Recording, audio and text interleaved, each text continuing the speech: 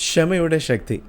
നമുക്ക് മറ്റുള്ളവർക്കും നമുക്ക് തന്നെയും നൽകുവാൻ കഴിയുന്ന ഏറ്റവും നല്ലൊരു സമ്മാനമാണ് ക്ഷമ.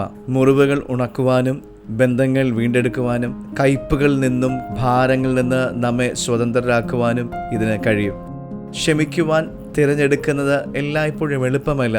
എന്നാൽ സമാധാനത്തിലും സ്വാതന്ത്ര്യത്തിലും ജീവിക്കുവാൻ ഇത് അത്യാവശ്യമായ ഒരു ചുവടുവെപ്പ് തന്നെയാണ്. ക്ഷമയുടെ പ്രാധാന്യം ബൈബിൾ വ്യക്തമായി നമ്മെ പഠിപ്പിക്കുന്നുണ്ട്.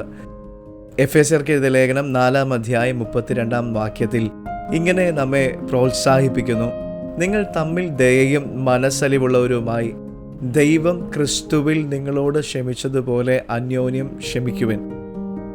ദൈവം നമ്മോട് ആദ്യം ക്ഷമിച്ചതുകൊണ്ടാണ് നമ്മൾ ക്ഷമിക്കുന്നത് എന്ന് ഈ വചനം നമ്മെ മനസ്സിലാക്കി തരുന്നു. നമ്മോടുള്ള ദൈവത്തിൻ്റെ കരുണയുടെ ആഴം ഇതിൽ നിന്ന് നമുക്ക് മനസ്സിലാക്കുവാൻ കഴിയും.